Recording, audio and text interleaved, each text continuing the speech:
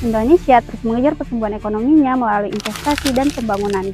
Namun di sisi lain, masyarakat masih mengalami PHK, biaya hidup yang meningkat, hingga kesenjangan sosial yang belum terselesaikan.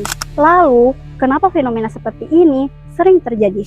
Dalam ekonomi politik, salah satu penjelasannya adalah melalui corak ekonomi kapitalis. Dalam sistem kapitalis, alat produksi seperti perusahaan, pabrik, dan modal lebih banyak dimiliki oleh pemilik modal. Sementara, sebagian besar masyarakat tidak memiliki alat produksi, sehingga hanya bisa menjual tenaga kerjanya untuk memperoleh penghasilan. Karena bergantung pada perusahaan untuk bekerja, pekerja menghasilkan barang dan jasa kemudian dijual oleh perusahaan. Menurut teori Karl Marx, nilai yang dihasilkan oleh pekerja seringkali lebih besar daripada upah yang diterimanya. Selisih tersebut menjadi keuntungan bagi pemilik modal yang biasa disebut nilai tambah atau surplus value. Dalam praktiknya, isu upah, outsourcing, hingga PHK masih menjadi persoalan yang sering muncul di Indonesia. Ketika keuntungan lebih banyak terkumpul pada pemilik modal, sementara pendapatan pekerja meningkat lebih lambat, kesenjangan ekonomi pun semakin besar. Data BPS menunjukkan bahwa ketimpangan pendapatan di Indonesia masih menjadi tantangan.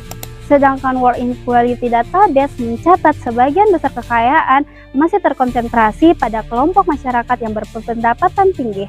Ketimpangan juga dapat mempengaruhi daya beli masyarakat. Ketika masyarakat memiliki kemampuan beli yang terbatas, perusahaan pun ikut menghadapi penurunan permintaan. Akibatnya, perusahaan dapat mengurangi produksi, melakukan efisiensi, hingga melakukan PHK. Dalam beberapa tahun terakhir, Indonesia mengalami gelombang PHK di berbagai sektor seperti tekstil dan manufaktur akibat perlambatan industri.